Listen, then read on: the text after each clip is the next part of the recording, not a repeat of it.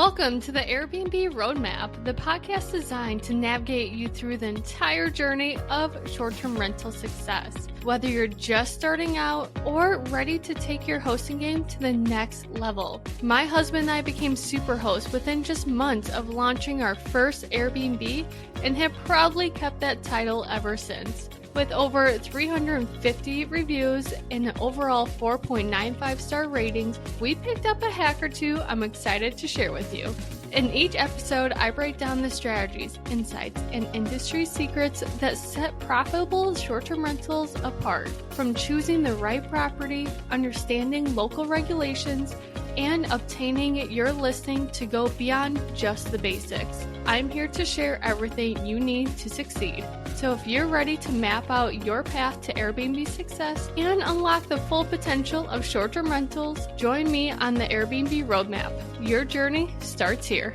Hey, I'm Brittany Wenninger from Porch Realty, powered by Real Broker LLC, and I feel like that I am absolutely terrible at saying that part of it. And as always, if you hear little hiccups or squeaks, that is baby Melanie on my lap. Currently, she has a hiccups, so I don't know if you can hear it on your end, but if you can, then there's little tiny baby squeaks for you.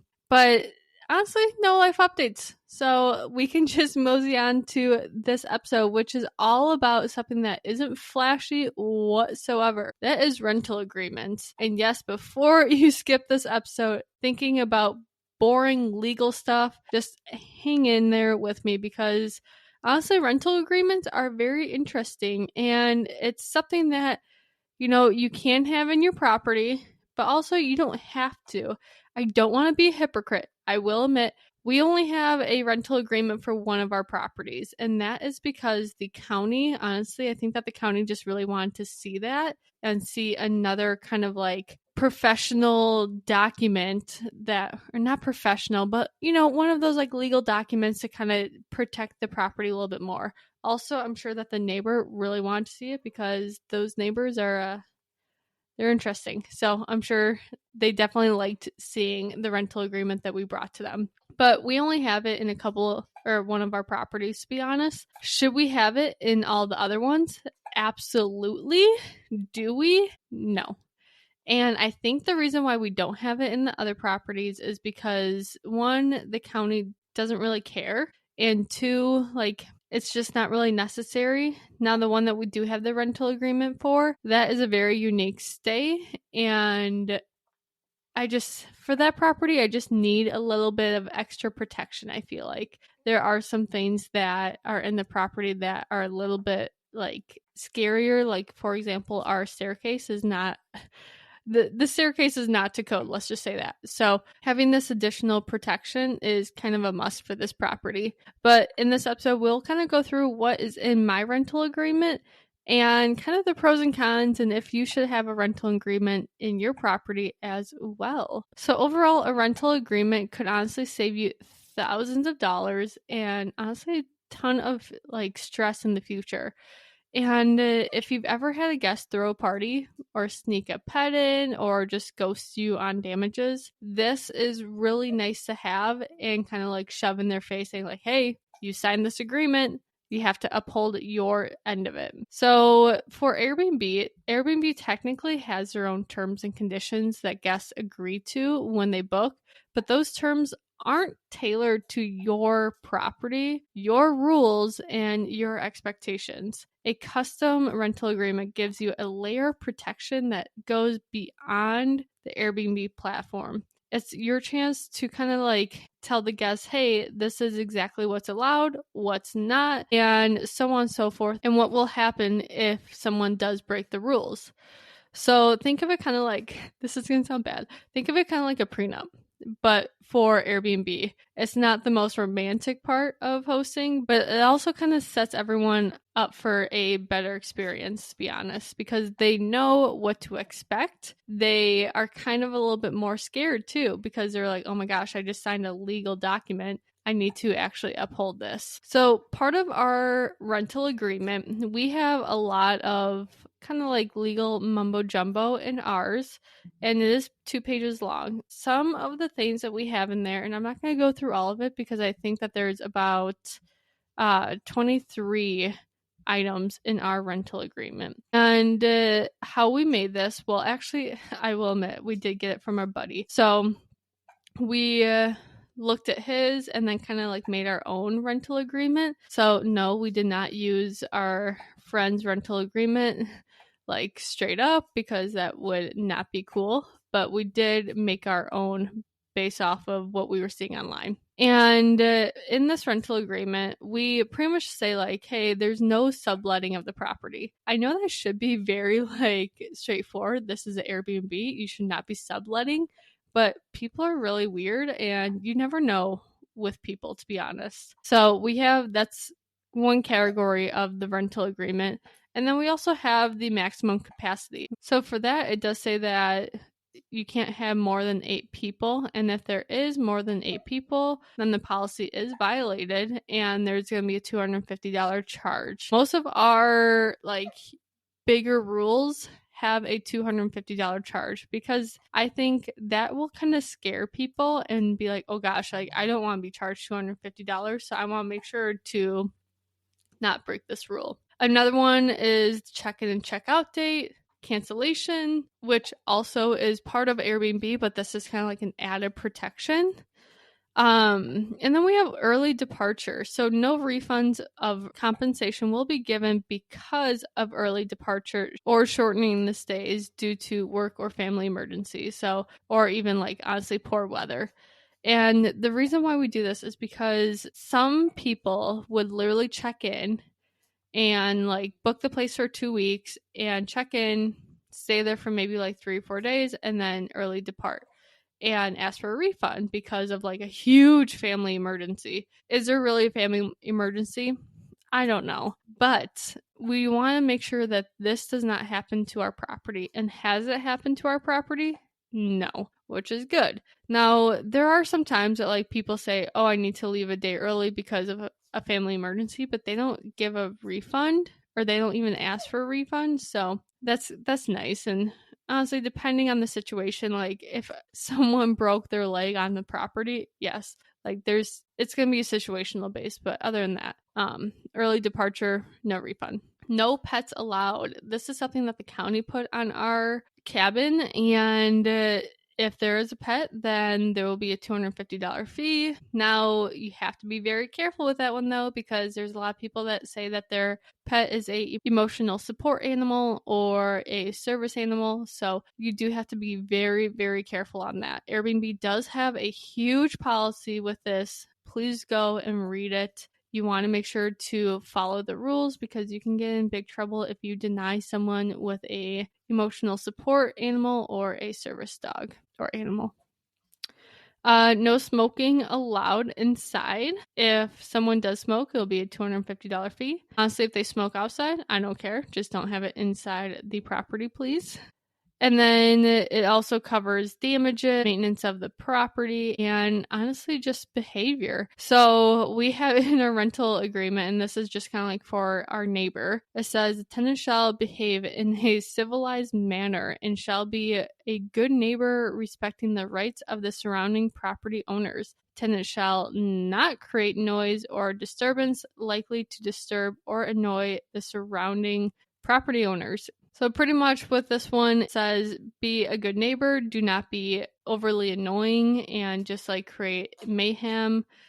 And if there is mayhem, then we have the right to terminate the stay and they would have to vacate the property with no refund. So I just say that pretty much for the neighbors. Have we ever done that? No. Have we threatened to? Yes, unfortunately. And then we have quiet hour. We have internet service.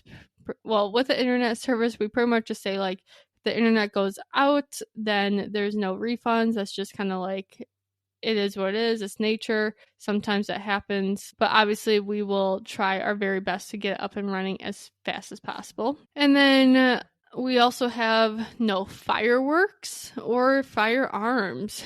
Unfortunately, we are in Wisconsin, so there are a lot of country boys out there that like to put cans on wood and use the cans as an aiming practice. Is this allowed? Absolutely not. We have never had firearm but we did have someone do a bow and arrow, and they were shooting it at the woods. So it wasn't like a big deal, but the neighbor did see it and was like, "Oh my God." And I'm like, dude, they're shooting it at the woods. No one's on the other side of the woods. And yeah, like it's all good. Yeah, bow and arrow, still not cool.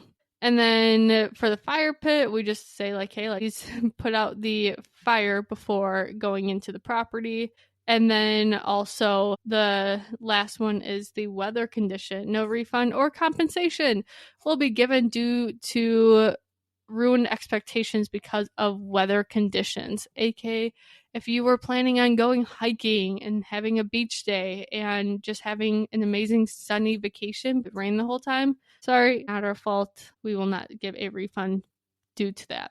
The biggest thing with our rental agreement is the binding agreement. Tenants are legally bound by all of the above conditions by completing a reservation, making payments, and assuming occupancy of the property.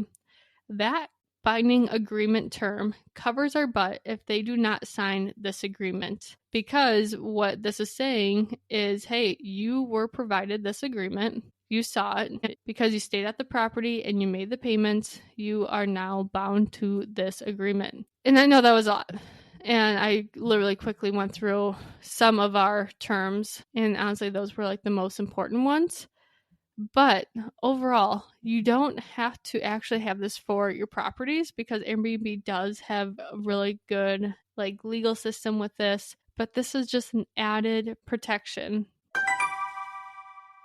Thinking of listing your property on Airbnb? Here's an exciting opportunity just for you. When you sign up and use my name, Brittany Wenninger, you'll receive exclusive guidance on your profile. I'll work with you personally to make your listing shine, highlighting what makes your property special, appealing to the guests, and ensuring it stands out from the rest. Plus, you'll receive $48 when you launch and host your first guest in 180 days from signing up with the link in my show notes. It's a unique chance to get an insider perspective and boost your listing's appeal from day one. Don't just list your property. Let's make it unforgettable. Again, sign up by clicking the link in the show notes and let's elevate your Airbnb game together. Now, at this point, you might be wondering, can I actually enforce this agreement if something goes wrong? And the answer is yes. Is it going to be a big pain in the butt? Absolutely. And truthfully, it all depends on how big, the damage is. So, like, if they threw a rager at the party and they, made $5,000 worth of damages in the property and they're not paying it, I would just take them to small claims court. Again, I'm not a legal person. Like, none of this advice is legal advice. I'm not an attorney. I'm not anything like that. Full disclosure, this is just like what we do and so on and so forth. So go out and get legal, help if you are going to be doing this. Anyways, should have done that disclosure at the beginning of the podcast, but here we are. Now I'm disclosing that I'm not a legal person whatsoever. Anywho, so yeah, if they don't want to pay, I would probably just go small claims court and just like provide them with your rental agreement and have proof that they did stay at the property. Clearly they did because they threw a rager. But if it's also one of those things that they just, were super loud past quiet hour and you pissed off the neighbor, that's a Karen, then, do you actually charge them $250? You could because they broke your rule, but it all depends on if you want to risk, that 5-star stay because then they might charge or they might give you maybe a 1-star or a 2-star. I think that's the most annoying thing with the whole star portion of Airbnb. Honestly, like Google Maps and all that stuff, or Google My Business, I should say, because you want to do it right. If they were super loud and obnoxious after a certain hour, yes, you should charge them. Like, they broke your rule. They were super loud and all that stuff, but you're afraid to because they might leave you a 1 or 2-star review. Now, when they do that, you could try to fight it with Airbnb and say like, hey, like they actually broke our rule. They just left us a 1 star because they're just kind of like salty at us now. And Airbnb might drop that review. But it's a huge hassle, to be honest. And I think just like overall, like the whole like star review thing is just super annoying. And not just like Airbnb, but like on Google and whatnot. And I think the shitty part is that if you see a restaurant that only has, let's say, 5 reviews, and you see another restaurant that has 1,000 reviews, which restaurant are you probably going to go to? You're probably going to go to the one that has 1,000 reviews because you know that's really good. But the other restaurant that only has like 5 reviews, that might be even better. But because it doesn't have any like as much reviews and stars, then you trust the other place more. And I think that that's pretty annoying because it's very hard for a small business to succeed because of the ratings. That was a side note, but that's just my little perk. If you think the same way, please comment or tell me on Instagram, because I need to know I'm not crazy about this and that there's other people that, find the whole star rating to be absolutely ridiculous. But anyways, back to rental agreements. Now on Hospitable, if you use Hospitable, there is a section that says rental agreement. And you can set this up where the second that someone books, a rental agreement is sent to them. Now, do we use this? We used this for a month and I absolutely hated it. The reason why I hate it is, well, I'll tell you. So someone books and Hospitable will send them the rental agreement. In order for them to view the rental agreement, they have to make an account with Hospitable. And not like the management software, but like a guest portal pretty much. In there, they will do a electronic signature. Well, one, creating a whole account is annoying, to be quite frank. And 2, Hospitable will not send out the check-in instructions to the guest unless the agreement is signed. So if the guest never creates the portal and never signs the agreement and their stay is, let's say, like the next day, Hospitable will not send the check-in instructions until the document's signed. So we have found that it was just very stressful. We had a guest reach out and he's like, hey, like, what's the address? I'm supposed to be getting to the cabin in less than 30 minutes. What's the address? I don't know it. And the reason why it was so like he didn't have any of that information was because Hospitable never sent it because he never signed the rental agreement. And that's just unnecessary stress, to be honest. And of course, I didn't like that. I don't like stress. I like everything to be like completely automated. So we stopped that and we just went back to like our original system, which honestly was working just fine. But I did have a little bit of a scare with the new policy that Airbnb had released about the rental agreement.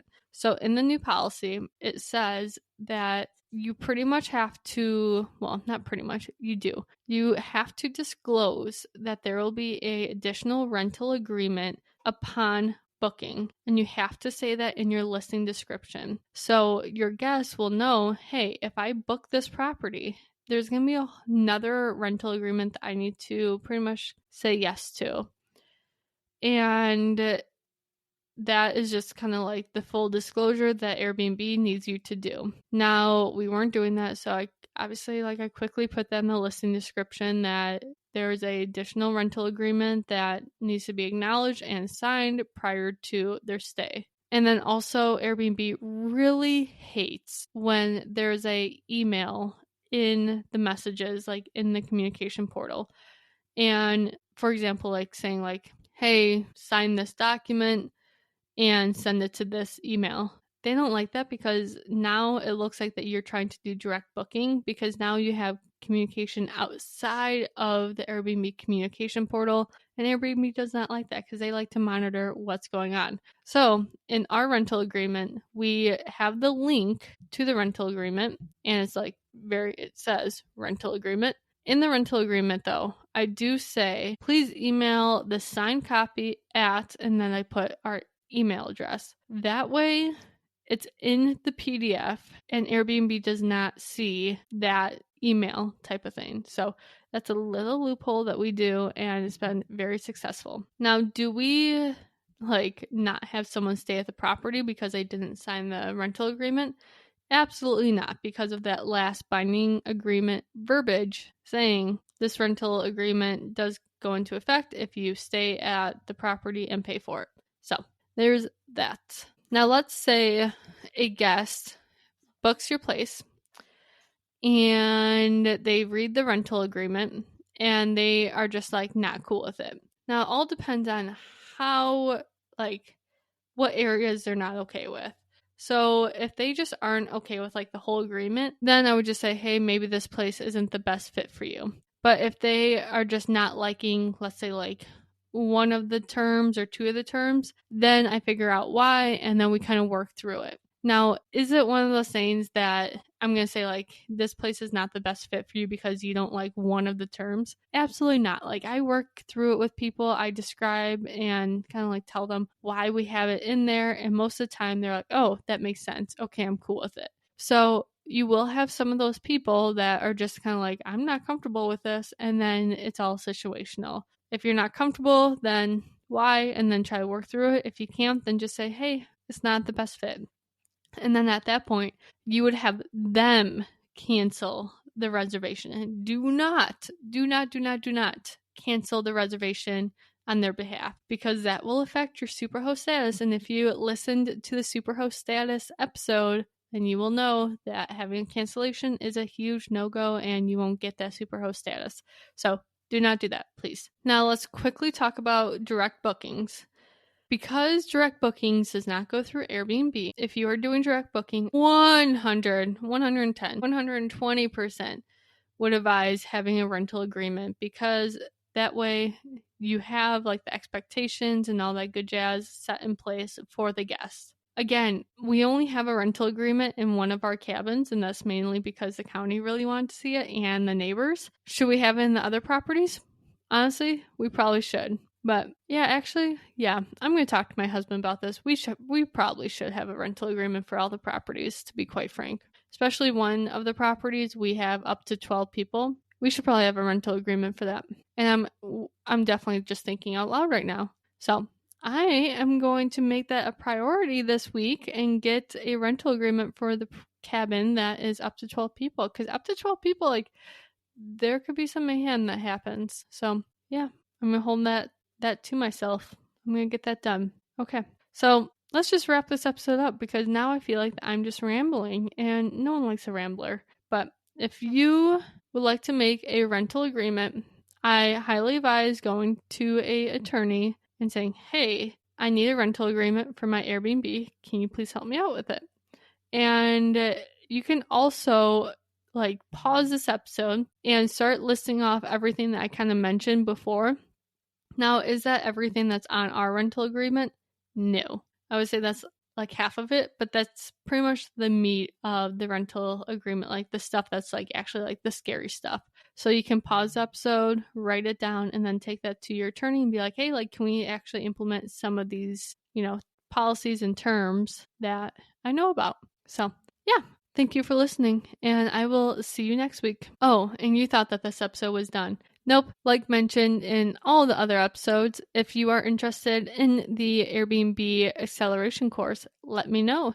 It is less than $500, and it literally teaches you every single thing that you need to know about either finding, analyzing, setting up, and managing your own short-term rental. It also talks about automations, and I teach you exactly how to automate everything, because again, I only spend about 30 minutes a week managing all of our properties, so not too shabby. So yes, less than $500, and you also get a discount because you are a listener, and I love that. And yeah, it's really worth it, because I paid for so many courses that were thousands and thousands of dollars, and now you're going to learn everything for less than $500. So definitely go sign up for that, and I will hope to see you in the course. All right, now we're done.